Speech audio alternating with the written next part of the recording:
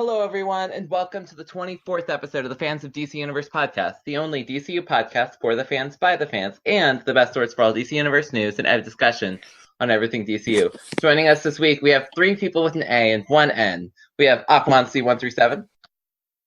Howdy, y'all. Aurora. Hi. Awesome Squid. Hello. And me, Nathan.Payson. Who's your host? I don't know why I said that. Okay. And I'm so Fans of DC Universe is back, you guys. I know some people were disappointed we took a hiatus, but scheduling during the holidays is ridiculously hard. I'm not even going to try to explain how hard it got. So, but we're back, and after a brief hiatus for the winter, we have so much to talk about.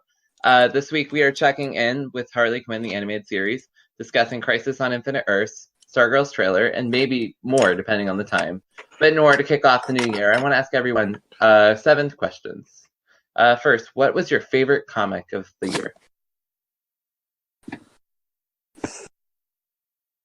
What was our favorite what? You cut out, sorry, noob. Oh, sorry, what was your favorite comic of the year? So I'll start. My favorite DC comic this year was Scott Snyder's Justice League. I think this entire year has just been this one giant event, and it's never relented. But it's had some amazing character moments, including the wonderful Starro. And then my best comic that's not DC is Marvel's Hoxus Poxus, which all of you should go read.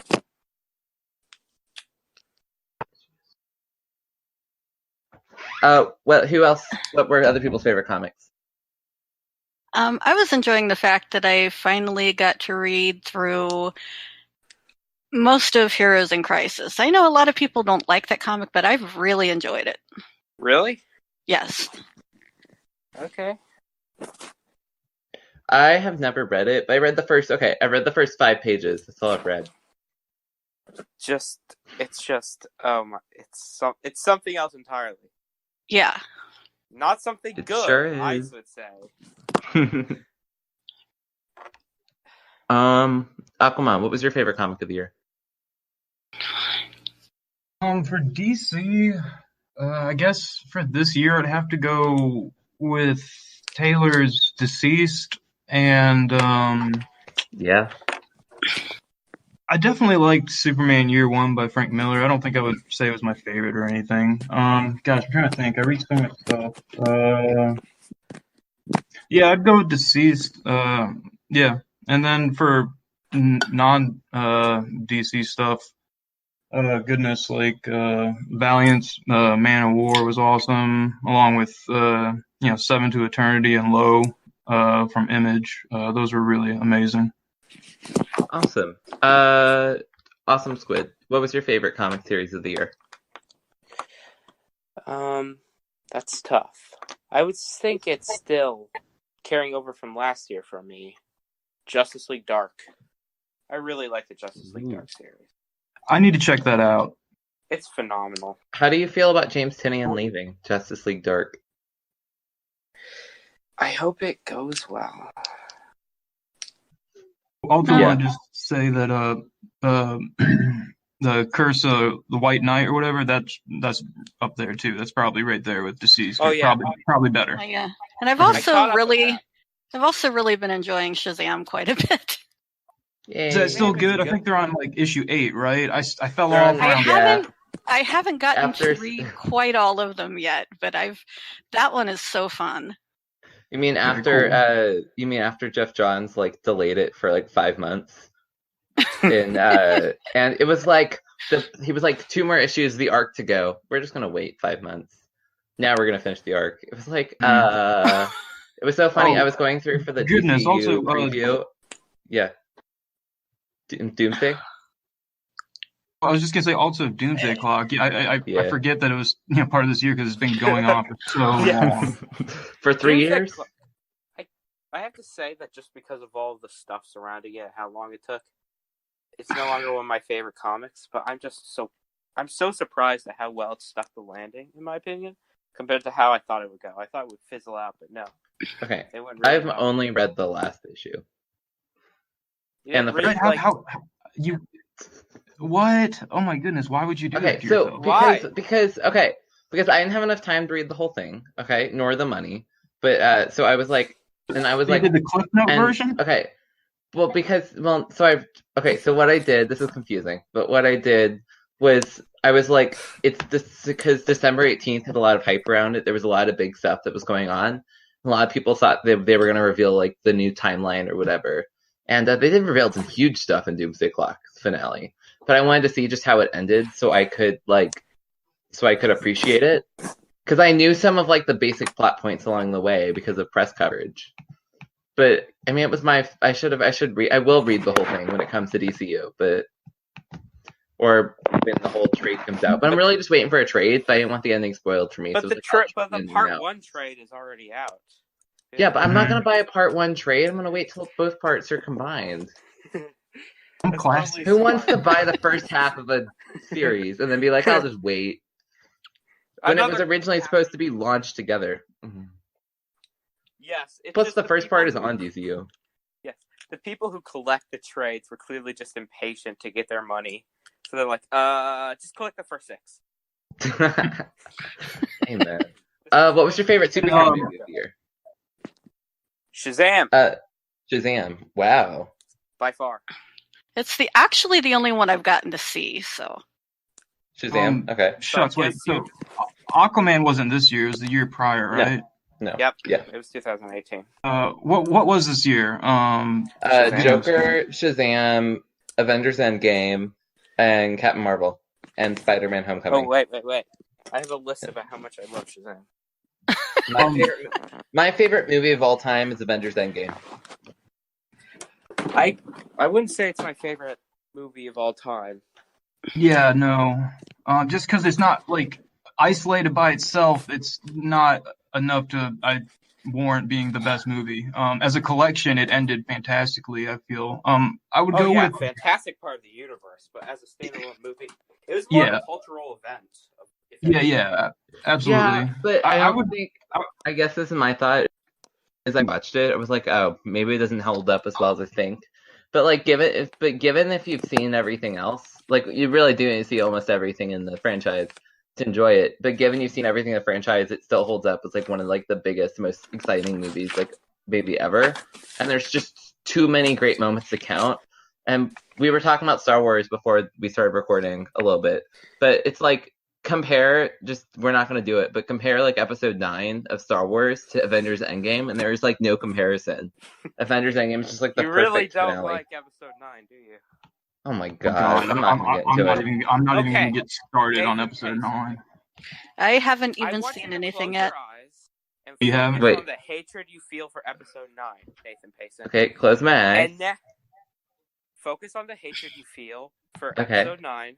Okay, I'm focusing. Now you know very hard how I feel about Tom King's Batman run. Oh, That's the no, I don't think that hatred I feel. I don't think you can compare the two. Tom King's Batman run is stellar. I would fix Tom King's Batman run by retconning that it's an angry Clayface back from the dead who pretended to be Flashpoint Batman. Okay, my one gripe is City of Bane definitely did not stick the landing. None of it stuck the landing. It was a really bad one. No, I genuinely loved the first 50. I genuinely loved the first 60 issues, and then something happened, I think, and Tom King just forgot how to write good stuff. And the last 15 issues have been after the first 5 issues. No. The first 60 issues are right. great. There's that.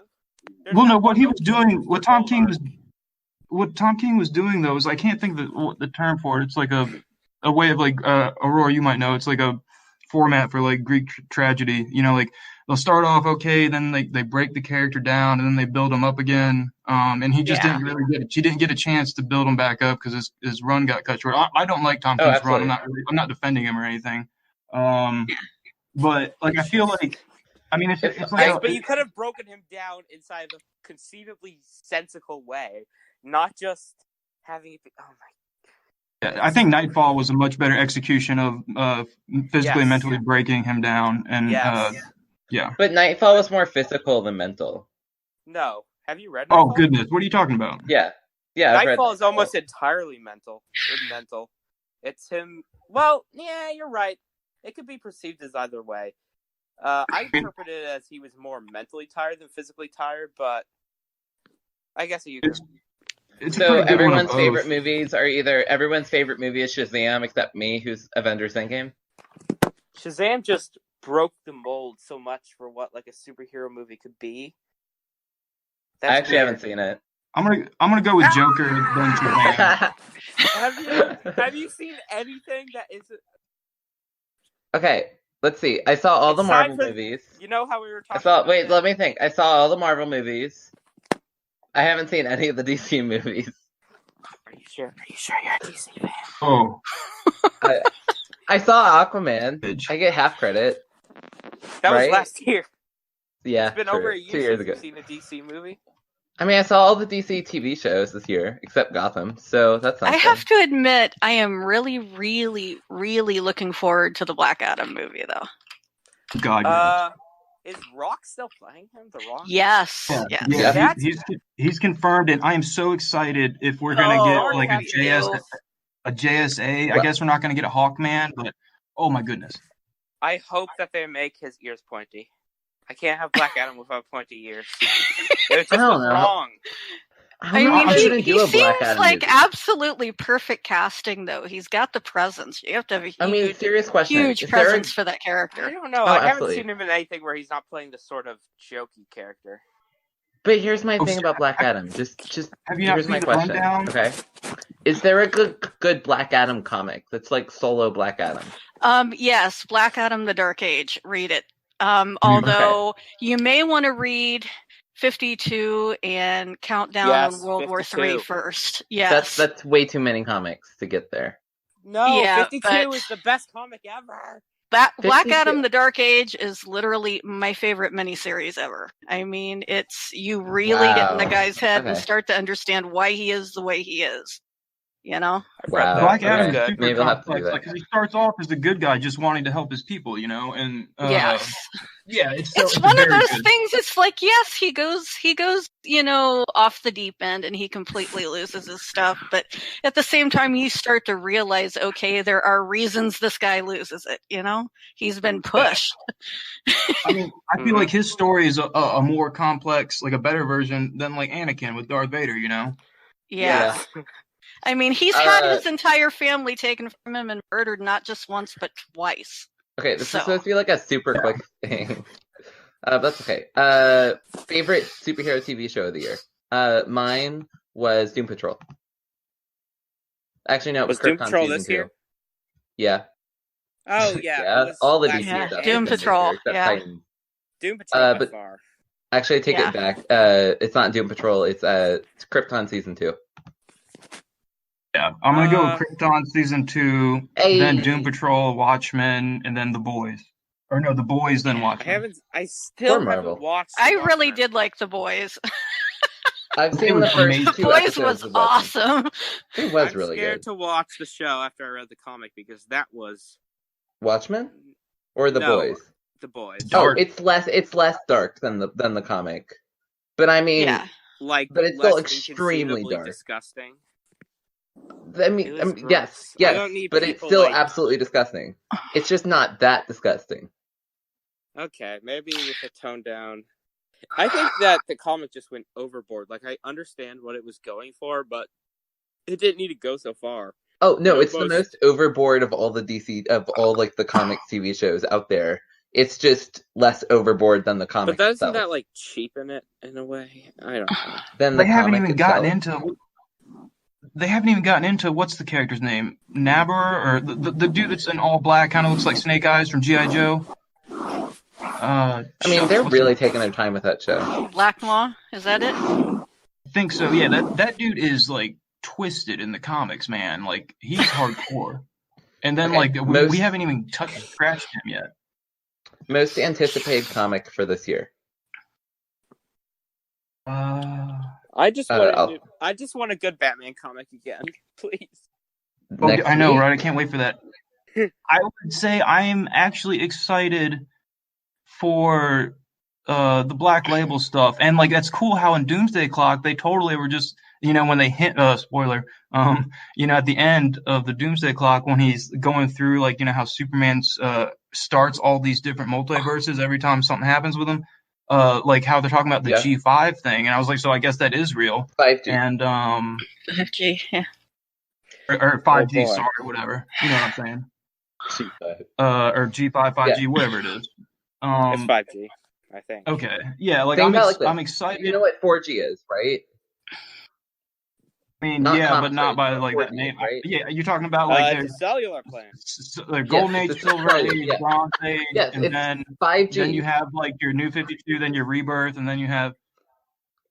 Well, no, New 52 and Rebirth are the same world.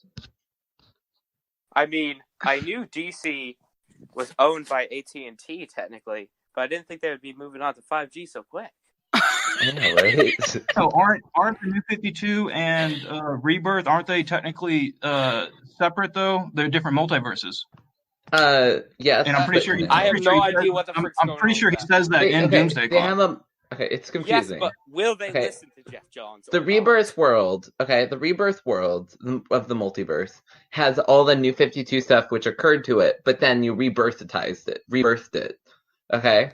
Whereas with the New 52 but by world, doing that, it branched off to a different world. But by doing that, it branched off to a different universe.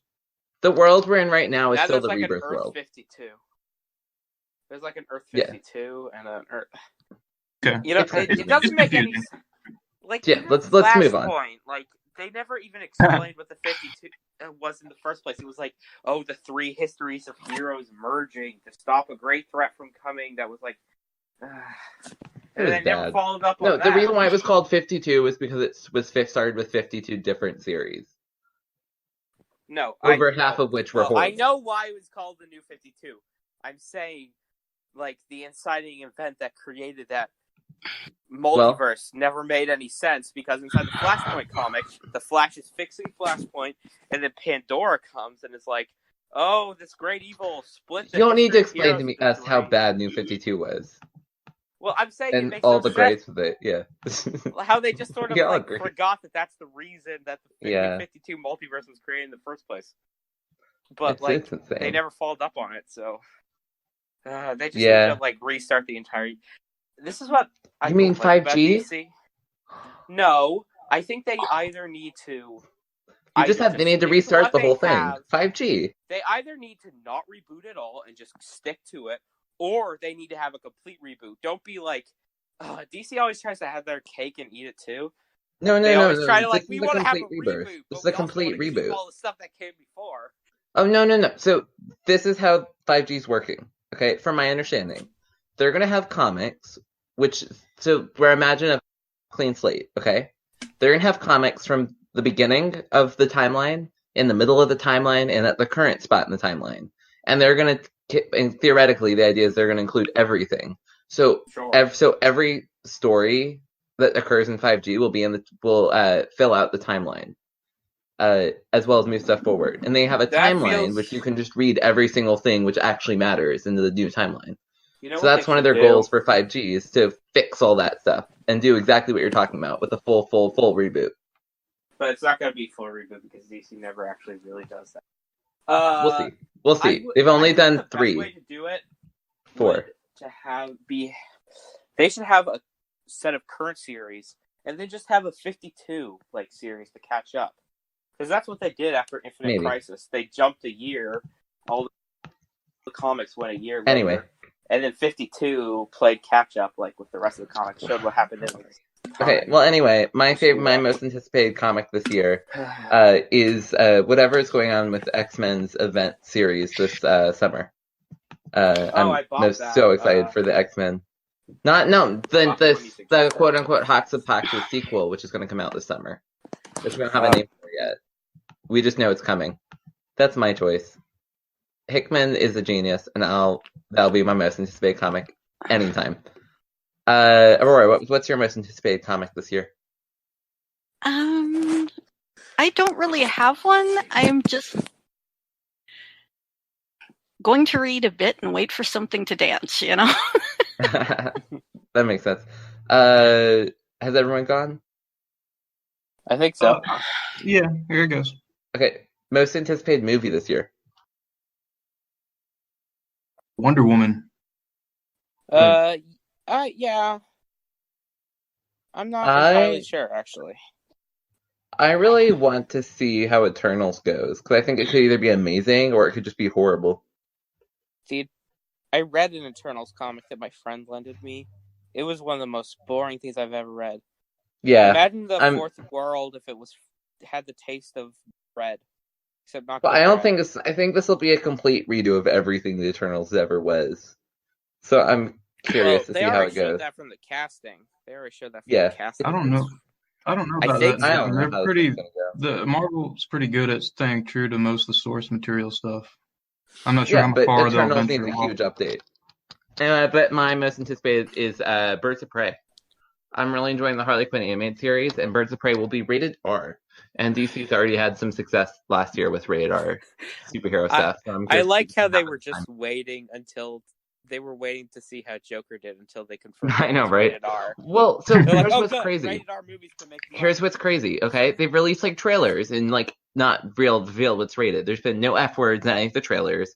There's been no rated R stuff.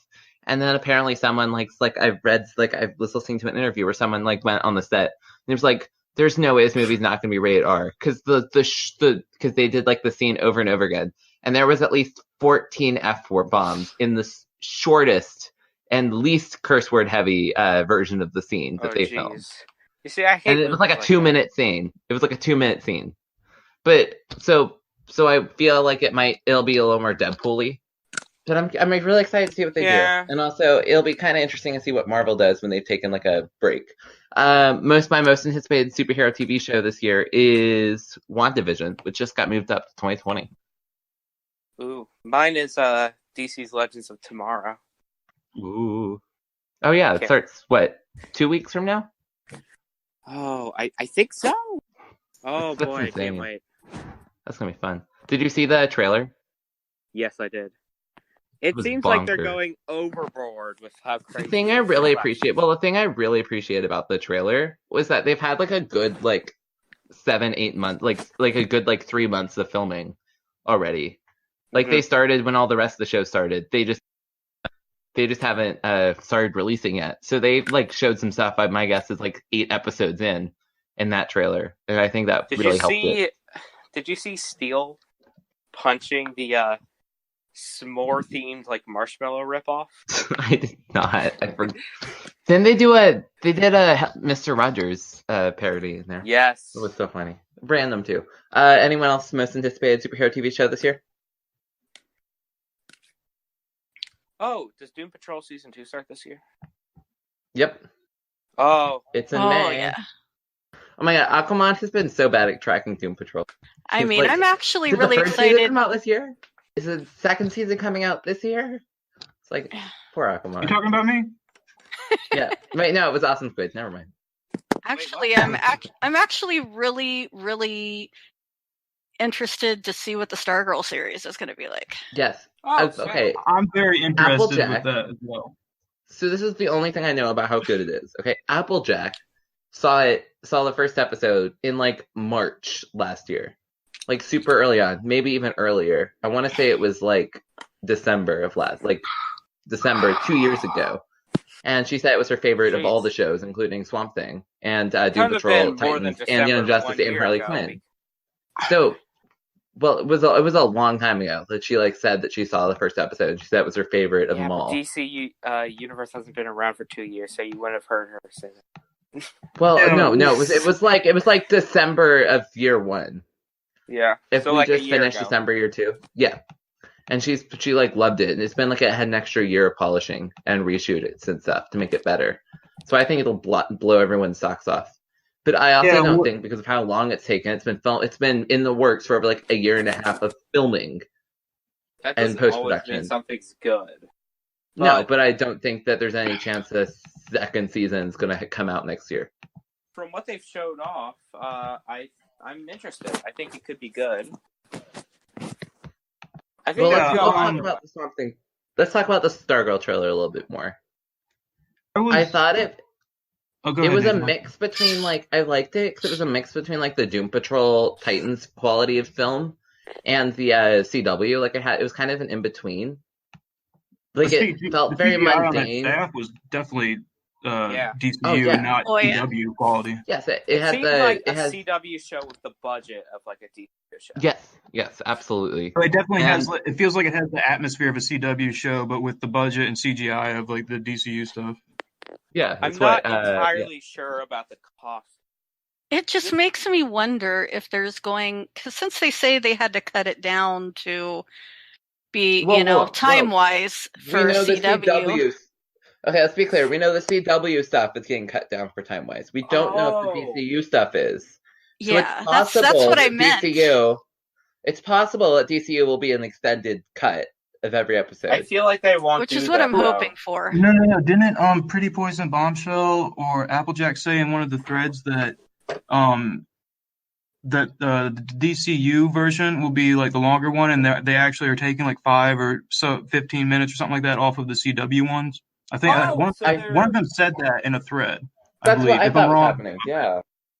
Which means, that's DCU hopefully, will have an extended version of it. Not to mention, I mean, it doesn't seem like the type of show they would have to cut down for content, but No.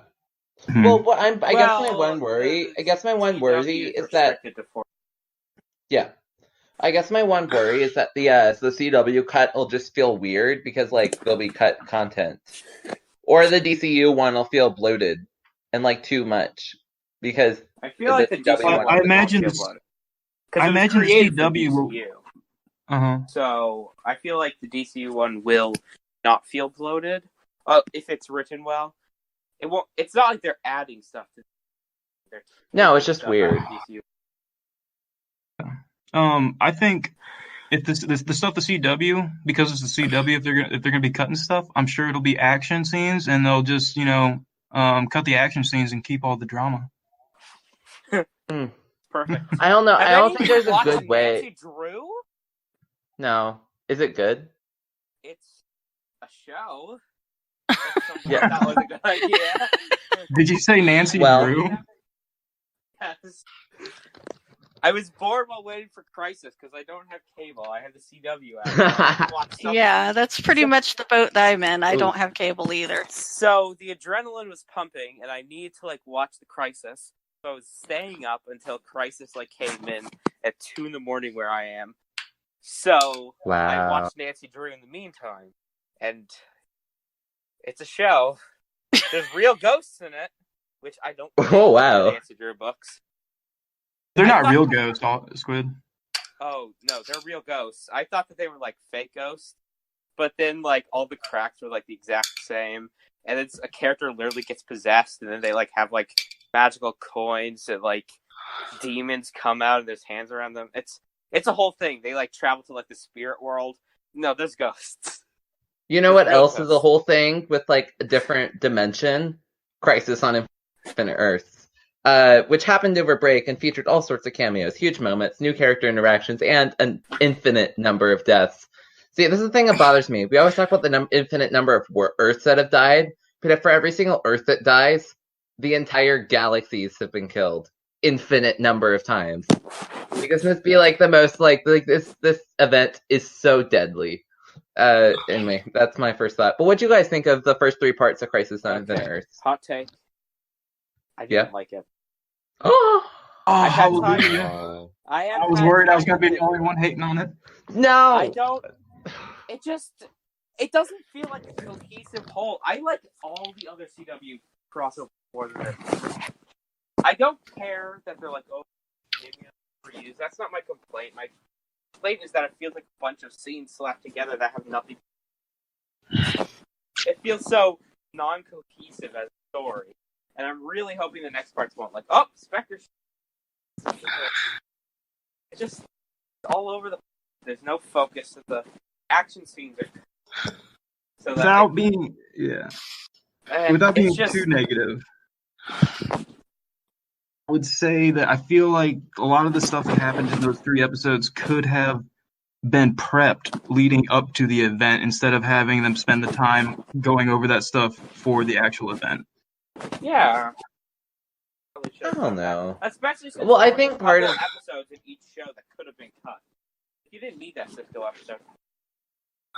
I think Arrow needed. I think Arrow needed all the time it got, and I think Flash needed most of the time it got. And the one episode I would have cut would be the James Bond episode, which was amazing. So I don't know. Supergirl definitely could have cut one episode. That woman could have cut an episode. But there's no. But I don't think Arrow or Flash could have. What? I feel like they all could have had they all had at least. What episode would you have cut of Arrow? I'm not sure, but you didn't need it all. I mean, the only thing You I could would have cut the whole season of I don't Supergirl. know. Hey, yeah. hey, I felt that. Nothing has happened in Supergirl so far. That is not true. That is not true. If typically you've like seen the the show this I'm last sorry, night, I watched the rest of it. a lot has happened. And I'm just not feeling the villain. He's like just weird. He's just this green dude. I'm like, There's a lot that happened. Malefic, and then you had the Leviathan build-up, which was the messy of the two. Malefic's story was really good. Then you have the whole Lena dynamic, which was very well handled, and I think has continued to be amazing. And I can't wait to see where Supergirl's second half goes. Care about it? I like the stuff actually. I love the Lena. I love Lena and Supergirl. Oddly enough, I actually think the drama was handled well inside this season, but like all the superheroes. Oh no! Every time they have a scene together, I'm like super emotional. Like Lena and Kara have a scene together. It's so much. It's so good. But anyway, we're not talking about Supergirl anymore. We're not rehashing out this stuff. We're going to talk about Crisis. I loved Crisis. I think I get it that it felt a little bloated at times, but I think that feeling like there was too much going on, like there was enough great character moments to round it all out. I think the best episode was episode 1, and which makes some sense because it was character oriented. And but I loved the cameos in episode 2 a lot. Episode 2 had a little too much going on, but I liked the Smallville stuff really good. I thought the Smallville stuff was really well handled. The Kingdom Come stuff was really well handled. And the Conroy stuff was really well handled. But I could have used without the weird, we need to bring Oliver back from the dead plot. Well, but it makes some sense the Spectre comes out of nowhere. Like, okay. Yeah. Established this. And they did reference other versions inside the show. But one thing I think we were talking about, like, stuff that was, like, missing, and I think the reason why it was very important that they didn't put all the lead through in the episodes as much as we wanted them was because there's a lot of people who just watched the crossover or who have left the Arrowverse and are entering back in. One of the podcasts I listened to, comicbook.com's podcast, they talked about Crisis or Comic Book Nation is what it's called. But they, most of them hadn't been following any of the CW lately, and they all were watching it for the first time, and I think it was really important to have enough content in there so that people could understand what was going on. Well, I feel like, yeah, that makes sense. I've heard the story overall wasn't written in a particularly cohesive. Well, I mean, is the original Crisis on Infinite Earths really all that cohesive? No, which is why I don't like the comic. Okay, well, it's then you can't blame it, but so much. Also, I think it's gonna be a little more cohesive. I guess that's true. We're like on episode 4, and we have a 2-hour finale, that's what I'm really hoping for. We're down to like 7 people left in the entire multiverse who aren't even in the multiverse. Yeah, but no, I really loved it, and I think a lot of the stuff was handled really well. And I think what you're saying is fair about not liking it. But I think it was really, really solid. I can't wait to see the final 2 episodes. I was just and then see the other crossovers, and I think I get it. Crossovers more so far, which is just weird. I guess I can't wait to see what the Fallout looks like. Yeah, that'll be interesting. I still don't know which direction they're gonna go.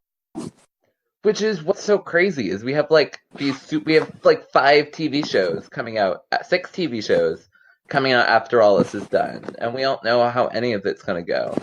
By the way, I will say this, the Black Lightning, I've only heard wonderful things about the Black Lightning crossover episode. Oh yeah, it was great. I haven't been keeping up with it. I hadn't watched season 3 up to that point, but... Hey, Awesome Squid, could you move any closer to the mic?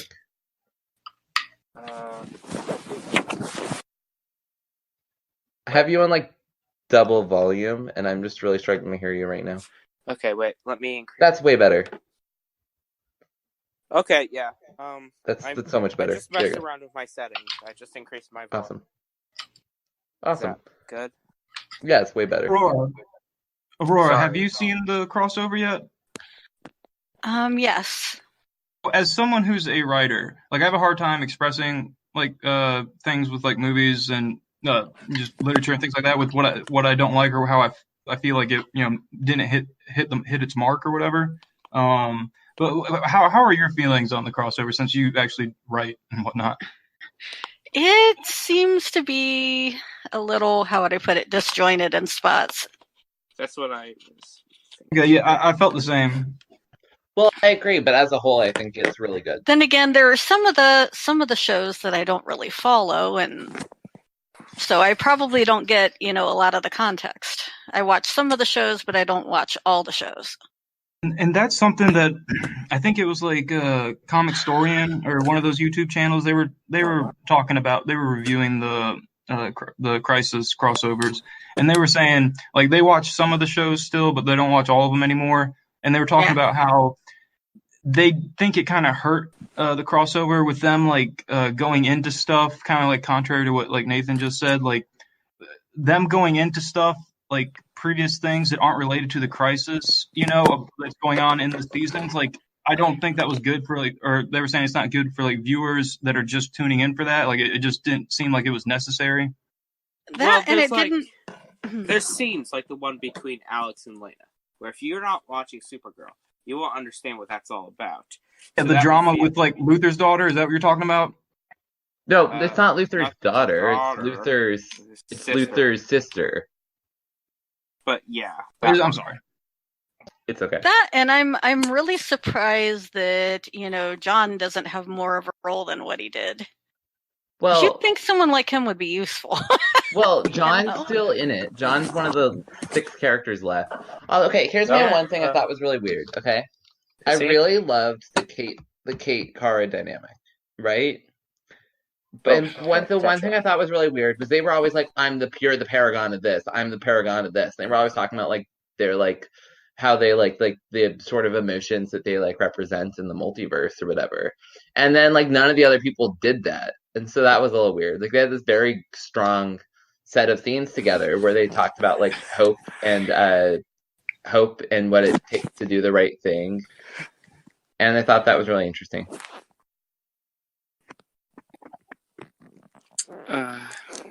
Yeah, well, that just feeds into what I was saying about it feeling disjointed. Yeah. I'm not really enjoying that. I haven't been enjoying it so far. I'm just hoping that the next parts are more cohesive. I feel like they will be. I mean, it just seems like, like I was talking about, them. It seems like there are things about John in the comics that just aren't really showing in the TV show, if you know what I mean. Which John are you talking about? Martian Manhunter. Not Constant. Okay. Yeah. Yeah. I don't know. Well, that goes for pretty much all the characters in CW. I mean, it works out for some of them because, like, characters like Vibe are missing all the racist stereotypes, so they're way better. But I guess I don't know. Have you read like Justice League Detroit? No, you're right. It's just I don't know if I agree. I don't know. Anyway, on that one. What? I'm so confused right now. Anyway, so let's do this. Rate the current Crisis out of 10. With 10 being amazing. I'm going to give it a 8. No, actually, I'm going to give it a 9. I can't rate it. I'm just the way I'm feeling. Maybe like I have to wait for the last 2 parts. Okay. I don't think it's fair. I don't think I can rate it until I, see it in its entirety. Because, like, I feel like it's just jointed now, but let the last 2 parts somehow tie together and make it feel cohesive. Okay. Yeah. I understand that, like, definitely not wanting to rate it until you see it all for sure. Because it might all make sense or things connect. But since Nathan asked, I'll rate these first couple. I'll give it a 3, maybe a 4 if I want to be nice. Whoa, that's really bad. Oh my god. I'll give it a 5.5 out of 10. I regret doing this. I'll give it a 5.5 so far, but my rating is subject to change. Well, as we're a DCU podcast, Crisis on Infinite Earths actually isn't DCU, although we all care about it way too much. So we're going to talk about DCU some more, and we're going to talk about the comics preview for 2020. So I'm going to go through the list of comics coming out in each month that are huge, okay, that people should be excited for, and this will be the whole year. So in a sense, this is a recap of last year for people, and what's coming DCU this year, if that makes sense. So starting next week, we have, we have Young Justice in January, Naomi in January, Suicide Squad number 50 in January, and the return of John Kent in Superman number 7. How do you feel about those? I'm glad. I'm really grateful for the service, the DCU app, for bringing comics, after 12 months release. Because a lot of them, I read a lot of stuff, and then I drop so many comics, and I'm actually looking forward to picking the Superman one back up because I can't even remember when I bailed on that one. The return of John Kent was not great.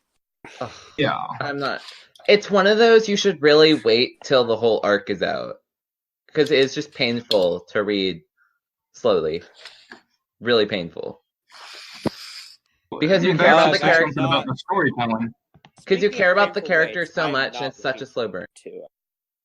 I'm really I'm not looking forward to comics switching back to monthly. I like them bi-weekly. Well, I like them bi-weekly too. I do think there are certain series which benefit from a monthly format, but for the most part, especially when it comes to art, that's the big one. Is if you want a stable creative team, you really have to go monthly. That makes sense. The amount of artists. That's the one thing I like about Tom King's. But then again, they got 5 artists working. No, they got 12 artists who worked on Tom King, and they're all the best 12 artists in DC Comics. But they've had way too many artists on that series. And that's one thing I'm hoping for, at least with 5G being weekly, monthly, is that they keep the same artist. Also, stories to feel more cohesive. Also, Wonder Comics is amazing. I cannot wait for that because I missed out on it. And they're all phenomenal. Young Justice has fallen apart a little bit after the first major arc. Naomi was amazing. Wonder Twins and Dial H for Heroes are some of the best comics out right now. I read that Wonder Twins is amazing. I cannot. Wonder Twins is hysterical. It's very different from anything you've ever read. You've read. It's goofy. If they had I did not and awkward. That it was an From all the advertisements, I did not know it was a comedy. I would have bought it if I knew. It's super funny. It's super awkward in a teenager sense, and it's a deconstruction of superheroes. Can I spoil the basic plot of the first arc? Oh, please don't. No? Sorry. Okay. I was just gonna stare who the villain is, because it's hysterical. But okay. February. If it's something small like that, then sure. Oh, the villain's whole plot. Okay, his goal is he wants to swap everybody's minds and swap them with different bodies. So one day the president of the United States will wake up and he's someone else from somewhere around the world. Yeah, and it's just like the egg switcher or something. It's bizarre, but it's hysterical. You guys will love it. And then February we have Justice League Annual #1, the beginning of Leviathan Rising, Female Furies #1, Wonder Twins #1, Batman Flash the Price, the shocking meeting between John and Luthor in Justice League #17, and Abnett taking over Justice League Odyssey at #6. How do you feel about those? I really enjoyed the Furies. It was a 6-part series. I'm a big Barda fan. I'm a huge Big Barda fan. But so there were certain things in the comic that were just over the top, silly, hilarious, like the way they depict like the super like chauvinistic like pig characteristics of the guys on Apocalypse. It was it's a fun read. I'm looking forward to it. Also, I've heard great things about Batman Flash the Price. And I really like the button, so I'm hoping it's really good. Wait, the price? No. The crossover with the Flash? Yeah. That was not good. The second one? No. Yeah, the price. With the Heroes in Crisis time in? No? Yeah, you'll probably love it. Oh, okay. That's good to know. Considering you like Tom King's Batman run. I don't think he wrote this, though, but it feels just sensical. No, he didn't. Josh Williamson, who writes The Flash, wrote it. And then, really, guys, if you haven't been following Justice League at all, Snyder's Justice League number 17 is a really big issue. That's why I included it. It tells sort of the secret history behind Luthor and Luthor's family and his relationship to John. And I think it's really well written, and it's really intriguing and says a lot about Luthor and explains a lot. It just doesn't make sense.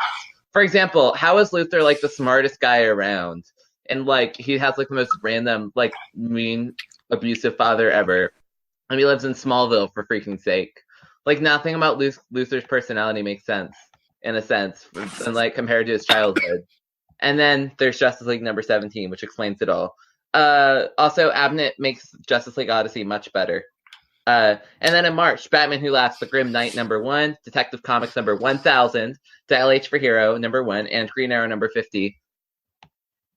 I love Detective Comics number 1000. Wait, Green Arrow number 50? Is that the that's not the No Justice Time, is it? No, that's the annual. Yeah. Never mind. No, 50, but that's the one. No, but 50, that's the one that 50, yeah, 50 is the finale or brings back the No Justice plot. Yeah. They still haven't followed up on that, have they? No. I feel like they're not going to let it go, though. They're not going to let it go, though. I think whatever's going on... Some writer will remember it eventually. No, there's going to be a crisis this year, right? No one's doubting it. There's going to be a crisis this year, right? Something tells me Crisis is going to be, like, the Green Arrow stuff is going to be big in Crisis. Hopefully. And then in April, the Terminus Agenda and Arkham Knight. I don't do any of you know anything about Terminus Agenda? No. Okay, that's the Teen Titans Deathstroke crossover. And then, did you guys read the Dark Knight or the Arkham Knight arc? Yes. The Detective I liked Comics it. one? Yeah, I liked it a lot. It was okay. It wasn't fantastic, but it was pretty good. Mm-hmm. And then in May, decent. Yeah, in May, Year of the Villain number 1, Batman Outsiders number 1, Leviathan Rising Special number 1, Batman: The Fall and the Fallen begins, and Flash Year 1 begins. And then the one that may or may not come. I hope it comes. I hope it comes. Oh, ignore that. Okay, but the one I hope comes to DCU, but may or may not, is Deceased, which number 1 comes out in May. But I wouldn't be surprised if it doesn't come because the trade's selling really well. Yeah, because it's one of those comics that's easy for people to get into, and DC Zombies. So lots of people are buying it, and YouTube channels are buying it, and everyone's eating it up. It's so good. And it's fantastic because it's Tom Taylor. Yeah, Tom Taylor, I think, will be a huge name in 5G. I'm calling it now. If he is, then I'm going to buy the heck out of whatever he writes, because Tom Taylor is a phenomenal... How does he write so well? What do you think Tom Taylor would write? Superman? He's Suicide Squad right now. If he writes Superman, that would be great. Because Injustice is a Superman comic. I think right? Bendis is still going to write Superman. I think I see Taylor tackle Green Lantern. Bendis I'm not a big Green Lantern fan, but I feel like Taylor could do a good one. Oh no, never mind. Taylor's definitely doing Green Lantern. Why are we even asking? See, because Taylor loves his big comics, like his event type comics.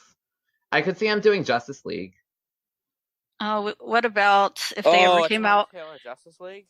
Yeah, I feel like that'd be amazing. What if they ever came out? I mean, we know it'll probably never happen, but a new JSA comic. I think Snyder would do that. JSA comic wouldn't surprise me, considering they just brought them back. Oh, well, we were talking about. Remember how we were talking about the timeline stuff and how they were gonna have stuff from the beginning, middle, and end? Someone's definitely doing a JSA comic to fill in like a lot of the early Snyder, years. if anybody. Yeah, I feel like that will be Snyder. And Snyder's the person who reintroduced him into the line, really. It was supposed to be Jeff Johns, but that didn't work out. Yep. I would absolutely love it if somebody, did a JSA comic that wasn't a complete reset. Well, it'll definitely be a year one type of JSA comic, but I think it could be really good. Or maybe it'll be a split. So half of it'll take place in in Generation 1, the other half will take place in Gen 5. I think that's possible. Yeah, because it would be. Because see, my idea, and I know I've talked about this before, was I would love to see a JSA comic where they acknowledge the passage of time, and you get people from the 90s and early 2000s JSA that time has passed, and heck, they've got a whole third generation coming in now. Yeah, because of how they're doing all the generations now. They're retconning that they're these generations. Or at least they're categorizing generations. Yeah. I feel like they will do something like that because the unique thing about the JSA going into 5G is that they have been sort of throughout the generations. So they'd be you have your first generation, and then in the 90s, early 2000s, they had a second generation coming in, and now if they don't reset it, they enough time has passed that they could have a third. It was heavily implied during, 90s JSA and the stuff in the early 2000s. Eventually, Stargirl and Atom Smasher get married. What are their kids like? I don't know. Yeah, Aurora, did Star you... Smasher. Did you like the... it was, shown in a couple of the JSA books where, eventually Courtney turns into Star Woman and Patricia Dugan is Stargirl. Here's the other reason that JSA story is definitely happening. Here's the other reason that JSA story is definitely happening. What TV show is coming out this year? Stargirl. Stargirl, yes. So what DC franchise? You just like Stargirl. It's I have so many ideas, and I hope they... Yeah. Aurora, I think you should text DC Comics and get yourself to do it. I'm calling it. Aurora is secretly going to be the JSA writer. No, DC. Hey, I would. They won't hire me to do it, but heck, I would be so all over that. I want to see a new writer like How you do do know it. I'm calling that they won't hire you if you don't apply? True. You should do it now. 5G is going on they're definitely planning 5G right now. If you want a chance, you better pitch it right now. Anyway, in June, Event Leviathan #1, Justice League #25, and Superman and Supergirl come together to begin the conclusion of Bendis' first year on Superman in Superman #12 and Supergirl #31. Man, Bendis' first year is a disaster. Except Action Comics. His second year so far has been a disaster. You guys, last thing I'm going to say. Bendis is not a great comics writer. On Superman. On Superman, at least. No. Spider-Man stuff is good. Naomi's great. I haven't read Naomi, but I definitely wasn't crazy for his Superman or his Young Justice. I think Young Justice. Bendis is the one writer I don't know what he's going to be doing in 5G. Because I think probably like 7 stories at once. Well, the yes, he'll be writing all of them. Well, I want to say Bendis will do Batman, which you can groan or not. Bendis's Batman universe is actually really good, and that's Bendis's type of comic. Very street level characters is when he's always shined. He made a name for himself off of street level characters, right? Yeah. Why wouldn't he do Batman? And the other reason why I think that is because he likes Bleeding Superman. Cool. He came here to be Superman. Oh my god, he does like Superman. It makes no sense. He's so bad at writing him. Anyway, the other reason I think just because you like a character doesn't mean you're good at writing them. Well, I like him, and I like to think I'm good at it. Fan fiction. True. I like to think I'm good at writing Superman. But Don's not here to back me up. Donnell, get over here. Donnell. Okay, for those who don't know why Donnell's not here, he refuses to be on a show where we talk about a character or a show with too many curse words. So What? we're talking about Harley Quinn. So he doesn't want to come on because he's not going to watch Harley Quinn, and he doesn't want to talk about Harley Quinn. I think I'm gonna stop watching Harley Quinn after the most recent episode. Really, I liked it. We'll talk about it in a second. No, it's nothing about the specific episode. It's just, I gave it a shot, like 6 episodes. I'm just not feeling it still. Yeah, that's fine. I enjoy it. I'm not obsessed with it every morning, but I'm always like, oh yeah, DC Universe came out with the new Harley Quinn episode. Instead of like, I must watch it. Like I was up till midnight. I've been up till midnight like every Friday to watch both The Mandalorian and High School Musical, the musical of the series, back to back for the last like weekend, for like the last month. Anyway, Crazy young kids. Moving on to July. Batman Curse of the White Knight #1, Batman Universe #1, Superman Up in the Sky #1, Batman Universe being the Bendis comic, and Superman Up in the Sky being the Tom King comic on Superman. Curse of the White Knight is coming to DC Universe? Oh, probably won't come. I forgot to say that. So it's Batman Curse of the White Knight #1, but it probably won't come. We all know that. It's not coming. It's not coming. No way. But it's not selling as well as Black Knight did, as White Knight did. So it's not selling as well. But it is selling good still. But it's not selling as well. But the trade's not out. And yeah, the trade true. Is out, we don't know how that trade is selling. Crazy. We'll see. Yeah, I'm sure people buy trades. Yeah, because people love that story so much, they're just waiting for this one to wrap up so they can just. Anyway, Batman Universe #1, which is Bendis' take on Batman. Superman Up in the Sky #1, which is Tom King's take on Superman. Also, Superman Up in the Sky is very good. Fight me. Wonder Woman, Come Back to Me #1. Collapser #1. Doom Patrol, Weight of the Worlds #1. Jimmy Olsen #1. Lois Lane #1. Aquaman #50. City of Bane begins in Batman #75. Year of the Villain, The Offer begins. The Legion returns in Superman #13, Wonder Woman #75, and Flash #75. That's a lot. A lot of 75s. I'm super excited for Jimmy Olsen and Lois Lane. I've only heard wonderful things about him. I'm excited for both. No. People keep saying Jimmy Olsen might be the best DC comic of the year. I hear it's supposed to be funny. Like people, but it's like also really unique, and like. It's like secretly very political, but in the most like random political sense. Like space tourism is like a political topic. They try to be secretly political. Yeah, it's bizarre, but it's called I've being only subtle, heard good things. Yes, it's very subtly political, but like at the same time, like creates like the most crazy political stances on the. It's you have to read it to understand. It's wonderful. Also, Aquaman. It's basically the opposite of Superman Grounded. Yes, sure. Which is the least subtly political a comic's ever been. Yes. Although Jimmy Olsen's such a weird comic, I can't really explain it. Also, City of Bane, I really like, except the ending. I know. It's okay.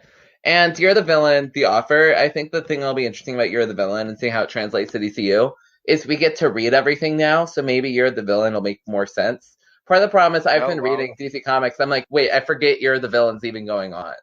Because, like, a lot of the comics have very heavily leaned into Year of the Villain. I just haven't read. Well, it's because Year of the Villain obviously wasn't a thing until, like, a couple months before they decided to do it. So they're like, all the arcs suddenly become Year of the Villain things. And, like, that's a bit... I mean, it sort of works. Sort of. No, they wanted an event. They did. They're like, what connects all the storylines right now? I know, all the heroes are fighting villains. Yeah.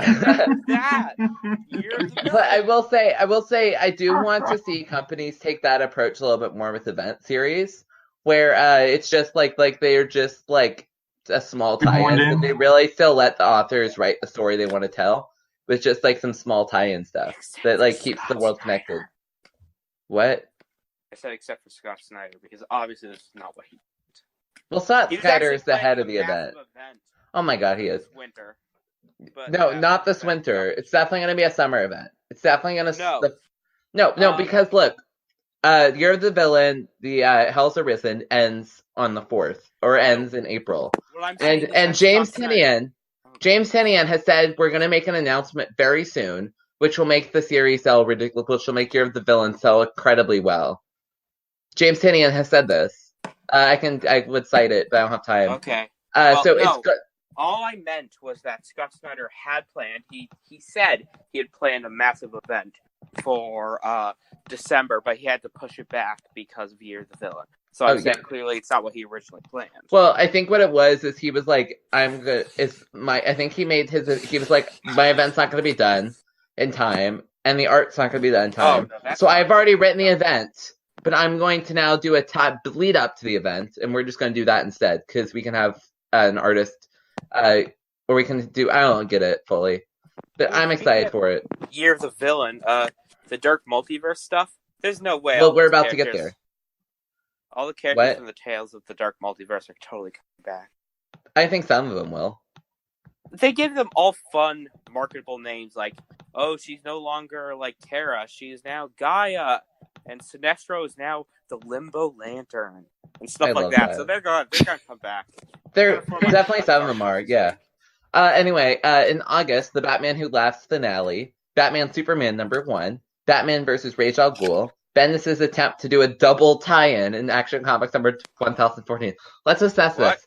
Bendis tried to do a double tie-in, which is a tie-in to Event Leviathan and Year of the Villain. Well, just think about that for a second. Because Event Leviathan was part of Year of the Villain, supposedly. Yeah, but it's not really. But not really. Said it was. Yeah, and he tried to do a double tie-in in it. Bendis wins for the most tie-in comic of all time, which is a double tie-in. I don't think I've ever read a double tie-in. That's how crazy it is. It'd be like if there was a tie-in to a tie-in. I feel like it's weird. Anyway, and then Year of the Villain Dark Gifts begin. And then in September, Tim Drake's new name is revealed. Harley Quinn and Poison Ivy #1. Legion of Superheroes Millennium #1. Flash Forward #1. Gotham City Monsters #1. Inferior 5 #1. And Superman Meets Naomi in Action Comics number 1015. And Batman and Catwoman Kiss in Batman 78. Yay. Gross. That was my favorite moment of City of Bane, is when they kiss. My favorite moment was when I stopped reading it because I didn't like it. Did you finish it? Or did you skip Yes, up? I caught up, but I caught up when the last issue came out. It was, oh my god. What was 74? Number 80, 84 was a mess. It was where they went backwards. That was weird. If you think that was a mess, the finale was bizarre too. Why do you like the rest of it if you think that's a mess? Because that wasn't any worse than the rest of the arc. It was pretty dang bad, though. No, I'm not gonna. It's hard to tell when you're standing in filth. What's filth? Okay. The thing I didn't like, the only part I have two big complaints with the run. One, City of Bane fell apart at the end, and two, Nightmares was a mess. But I binge read Nightmares, so my negative opinion of Tom King's run didn't really get soured. Because I just got to I just binge read it, all 10 issues. So I hated it before Nightmares, and Nightmares did not too. I loved it before Nightmares. I read all of Nightmares because I gave up on Nightmares. I just waited. There's a couple good issues of Nightmares, but they're all pointless. That's the thing. One of them is a what if. One of them is a what if I hadn't done the last 15 issues and said Batman and Catwoman did get married there. Oh yeah, no, I read that one. It's they don't make sense. And then there's the bachelor party issue, which is hysterical. There's some good issues in Nightmares. That one. But then there's also some just horrible issues that I would be like, that's the comic. The chase scene where the Joker is the end. It's bizarre. Anyway, and then in October, Batman's Grave #1, Metal Men #1. I've only heard horrible things about Metal Men, for the record. RWBY #1. I've been buying it because I was interested in seeing the Metal Men again. I knew DiDio was writing it, but he had good Metal Men. DiDio can't write a comic. How the frick did DiDio? He's actually written good Metal Men stuff. But he hasn't written anything lately. I don't know. I've only heard bad things, but I also haven't heard that many. Dio's done some good stuff. Don't just throw him under the bus for recent things, man. What Metal Men has he done recently? Metal Men are pretty cool. What good thing has DiDio done recently? I've been buying it, but I haven't. I didn't say he's done anything good recently. I was just saying, though, you said he can't write good. Dude, his old stuff in the early 2000s and everything were good, man.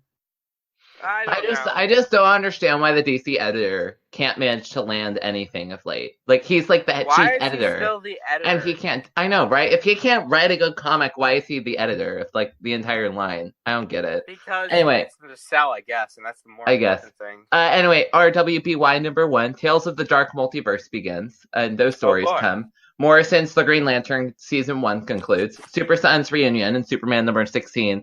Batgirl soft reboot and then as well. And then in November, Far Sector #1, which is amazing. Really like it. Oh, yeah. Genlock #1. The Infected tie-ins. Legion of Superhero #1. Event Leviathan finale. Green Lanterns Black Stars. And He-Man and the Masters of the Multiverse #1. Of the October and November stuff, I'm really excited for Tales of the Dark Multiverse to come. Although I have a feeling they might not come because they probably sell well in like a trade format. Because they're like massive issues. I don't know. I feel like we'll get those. Yeah, I feel like we'll get those I for like sure. them though, because it's nice to have a sort of Elseworlds-like series again. Yeah, it's not really Elseworlds. It's more like it's more like Marvel's What If, where instead of like just being like, oh, Batman's like now inside of Gotham in like the Victorian era. I mean, if you want a real more like, what if like Azrael just stayed Batman? I love that one. Bruce Wayne's face is on a machine. You guys realize Snyder wrote it, right? Snyder wrote it, right? I know. Mister, I'm not going to write any more Batman stories. Writes like Tales of the Dark Multiverse. Anyway, he's definitely going to write more Batman. Well, you see, the last issue of his Black Label series hadn't come out. That was the last one. He says, like, it's not going to be the last one. He's definitely centered the crisis around Batman. I'm calling it now. Oh, gasp. I can't believe it. Aurora, have you been reading The Last Night on Earth?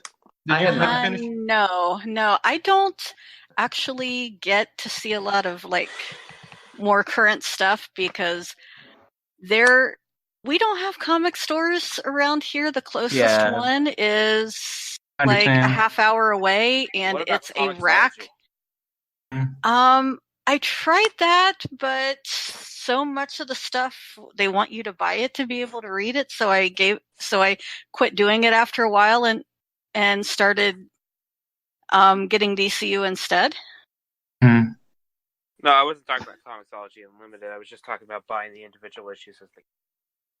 Oh, yeah, because see, that's why the DCU app is great for me because, sure, I have to wait a while to read things, but I don't have to pay extra. And I have I am self-employed and I'm a disabled person, and I have a very limited income. So, paying like my renewal this year, like $59, and then I don't got to worry for putting out anything for another year. It's awesome for me. And then you have for sure. I mean, I just spent like $100 like this month.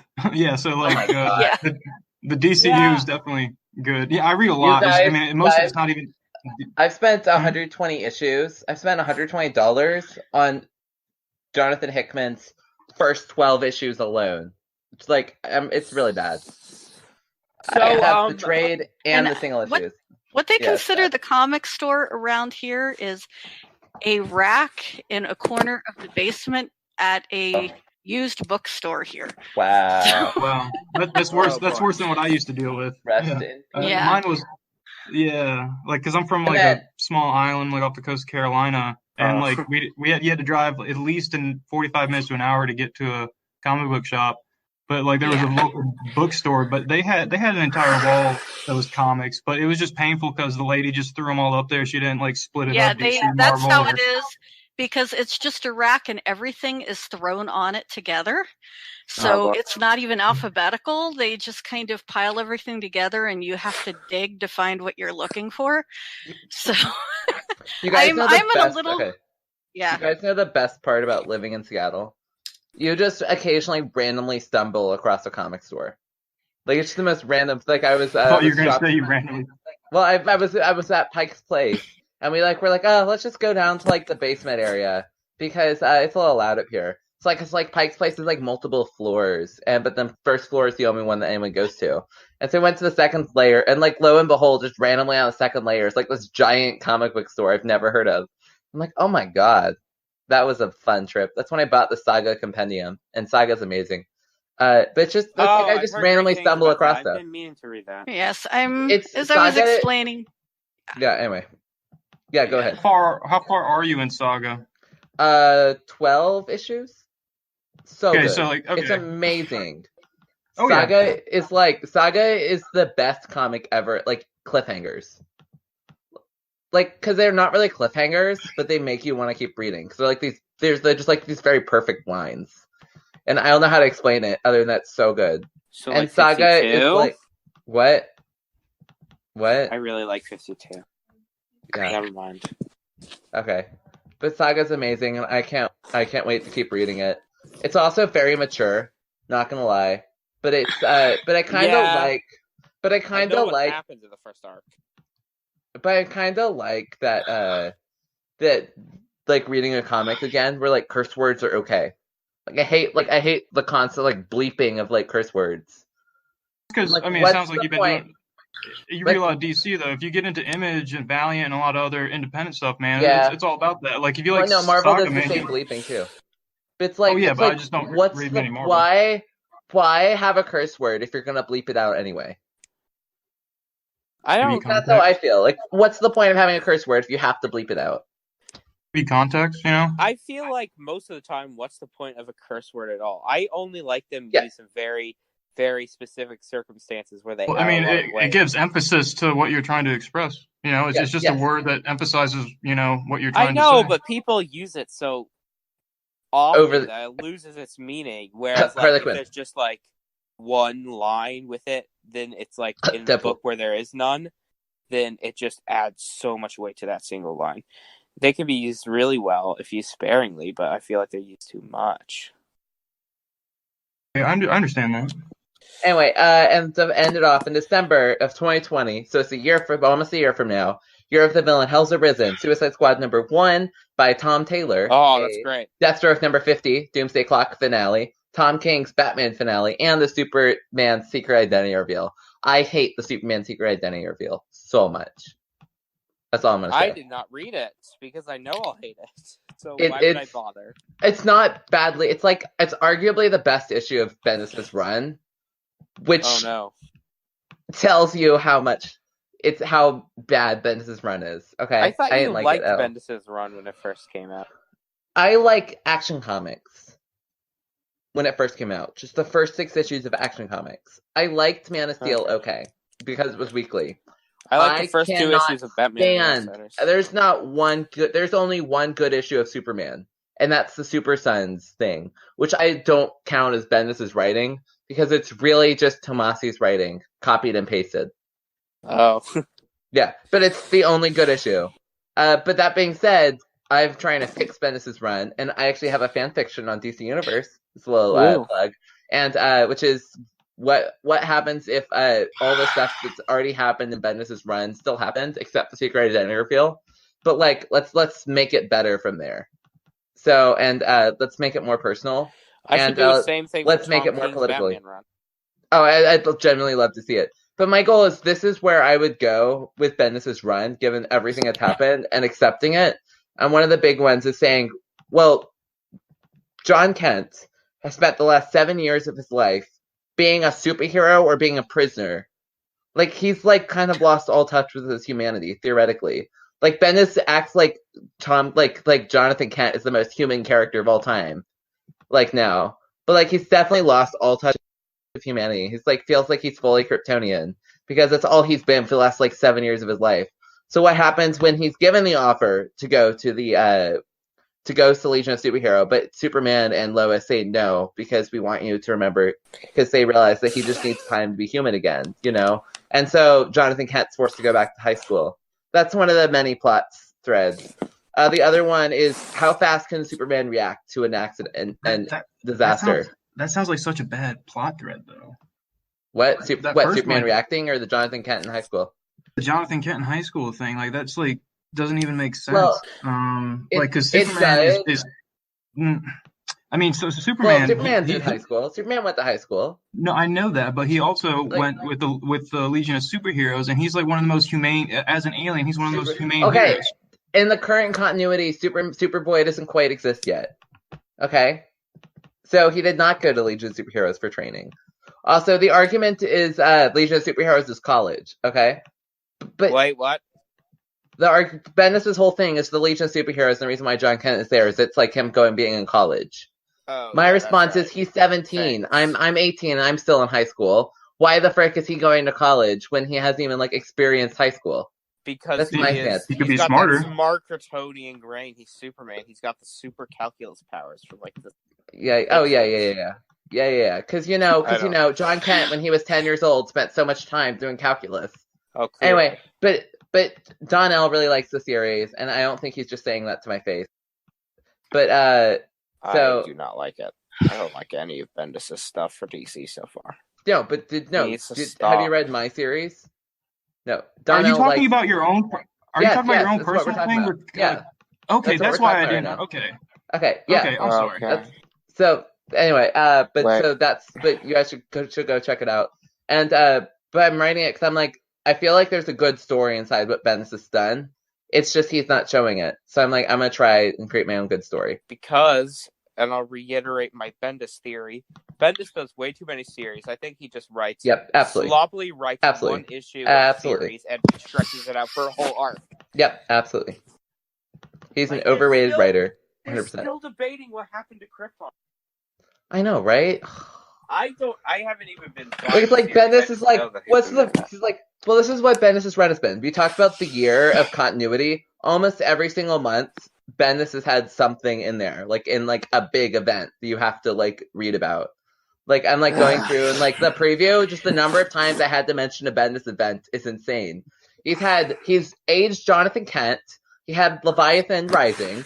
Where he like killed the DEO and like all the secret organizations. Then he had Leviathan. He had the Legion of Superheroes return. He had he created the United Planets. He revealed Superman's identity, and he brought back like a one-issue reunion of the Super Sons. Like he's just done so many humongous like shock value things in the last month. And yet, still nothing has happened. Yes, exactly. He's also kind of just hashing older stories though, like with the revealing like Superman's identity, and then like there were some other ones, but yeah, they're not really unique stories. Keep the rehashing for Ultimate Spider. Can I go ahead, Aurora. Yeah, can I say something from like a writer's perspective? Yes, absolutely. Sometimes I think it's more a matter of you need quality over quantity. I know people that, seem to crank out book after book after book where they've got like a new book coming out every couple of months. And I'm thinking, number one, how do they do them, crank them out that fast? Number two, how good can it be if you're speeding through it, Mm-hmm. That's why I think the dialogue inside Bendis' books are bad, because I think sometimes he just types up quickly and doesn't proofread it. And everybody's like, oh no, he's trying to make the dialogue sound like a human talk. I'm like, no, I hate that defense. He's totally just like a Stephen King. Like I'm not bashing Stephen King or anything, but he's just like flowing through stuff. Don't worry, I don't like Stephen. Okay, Naomi feels very real. Okay, I mean, and you can tell Bendis spent a lot of time on Naomi.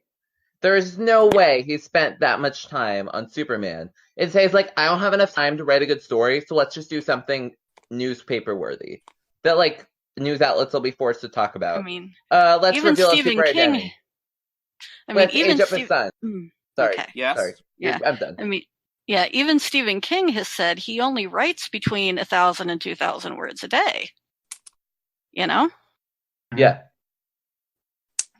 Like I don't know how much. I don't know how many words are in like his 32-page books or anything, but I mean 1,000. That's just it's just like a decent small essay. Like when you have Green Arrow show up and say suck nerds, and just what? Yeah, no. Anyway, let's move on from the comics preview. That was 2020 for DC. What's coming in? But that's what's new to DCU in 2020.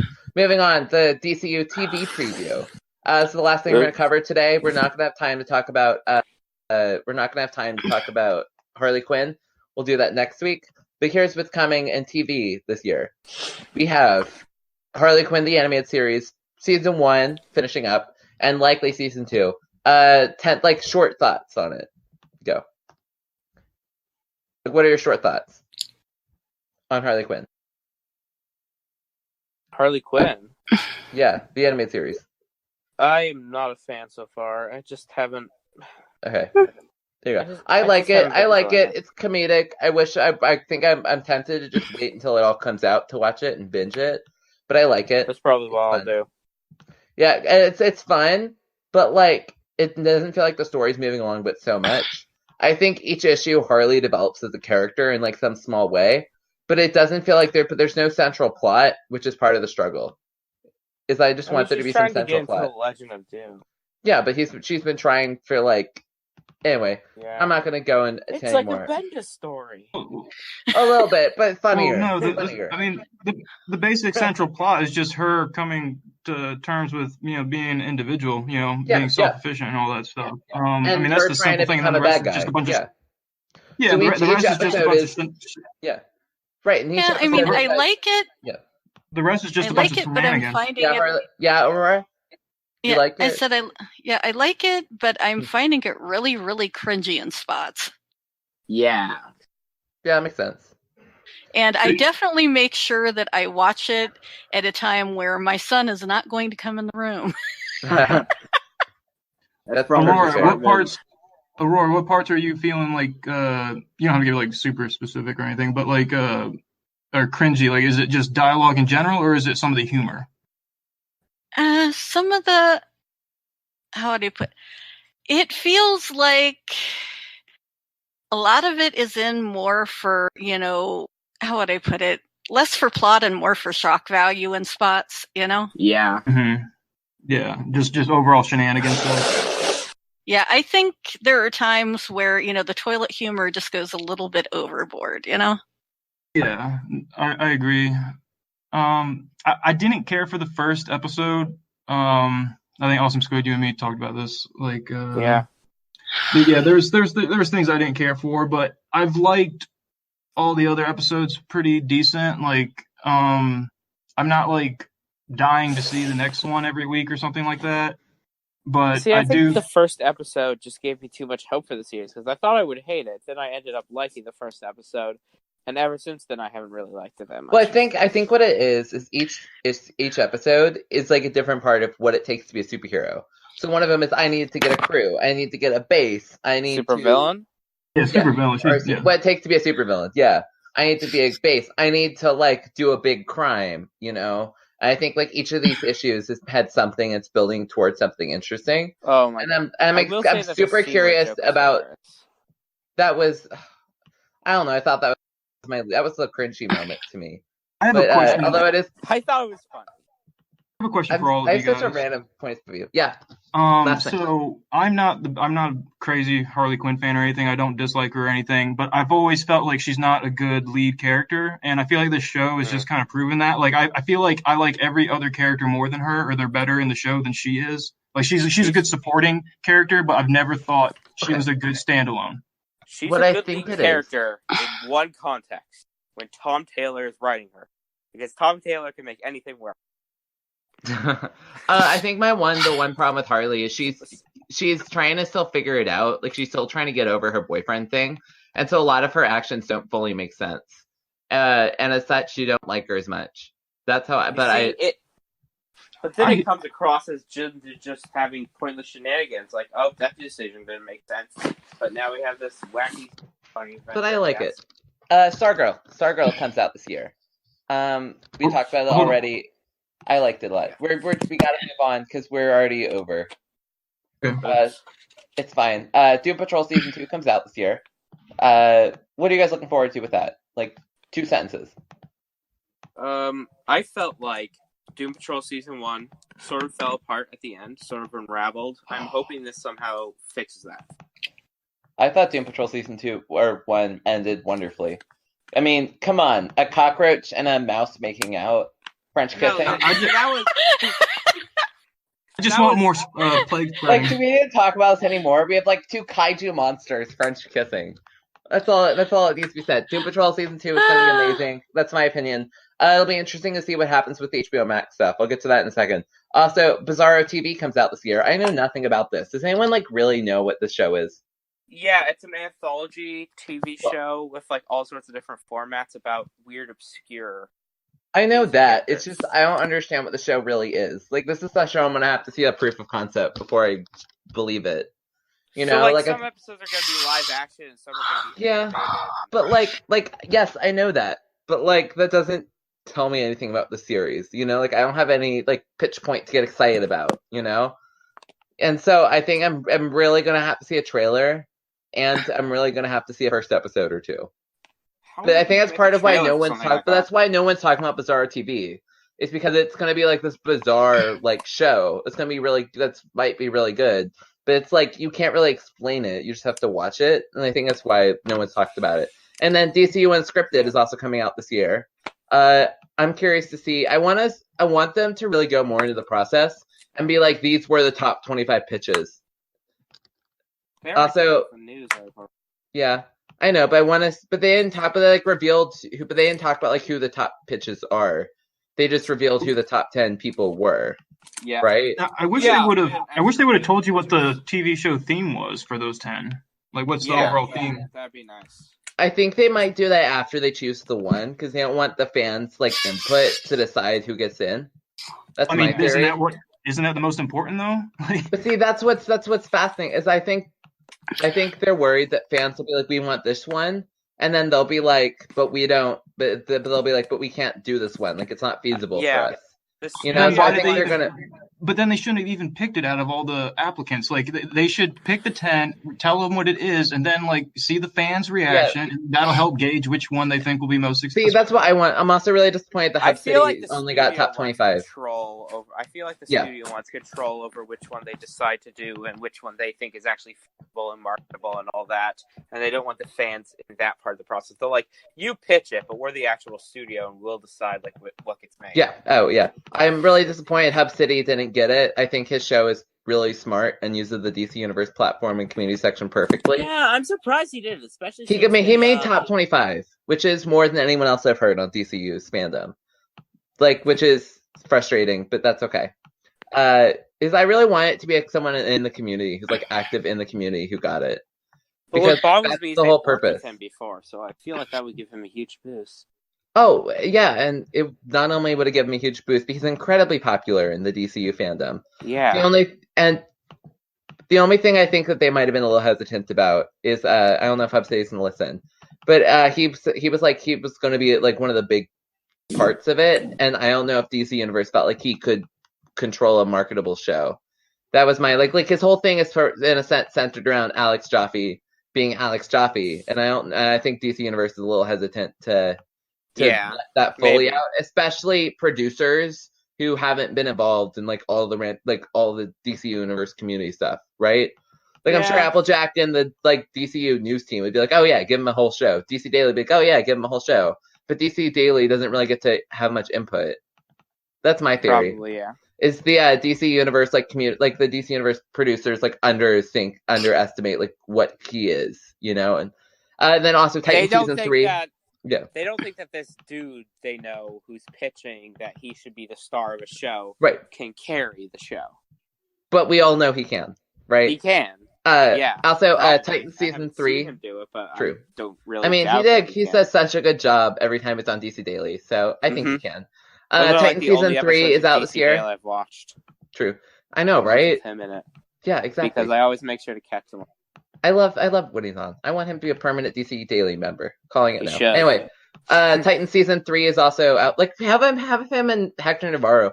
Like have him replace Hector Navarro. I'm sorry. Anyway, Titan season 3 is also out. I'm nervous for this season.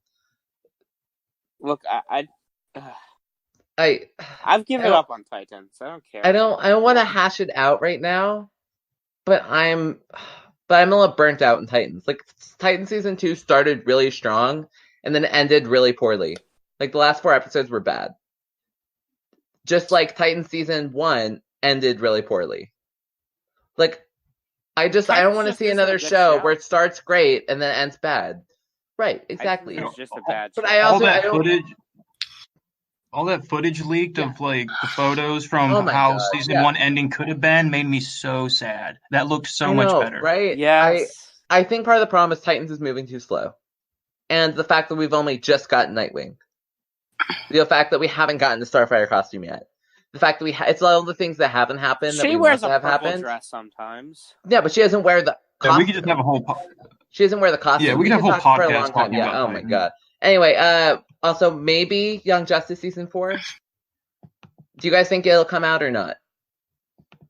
Because we haven't heard anything about the season. I love Young Justice. If it comes out I this year, used it'll to. be later. I feel like it will come out early next year. That sounds possible. And then I have maybe, which is all the HBO Max shows. I think there's a possibility that all the HBO Max stuff comes to DC Universe. Ooh. Maybe just because they have that partnership deal thing, I guess, with Doom Patrol and stuff. And I'm really looking forward to Green Lantern. It will be like the Disney Plus deal, where if you have like if you have 2 of the shows, you get like a discount in the third. Like if you have 2 of the streaming services, you get a discount in the third. I don't know what the third platform would be. But I could totally see him being like, if you have DC Universe and HBO Max, like they have you get like a discount on this one. Streaming service or something. What? Maybe that could get. I said they have a CBS like streaming service or something. So maybe. That's not. I don't think that's Warner Brothers. Yes, it is. It is? Yeah, CBS is definitely. Oh, really? I know that for a fact.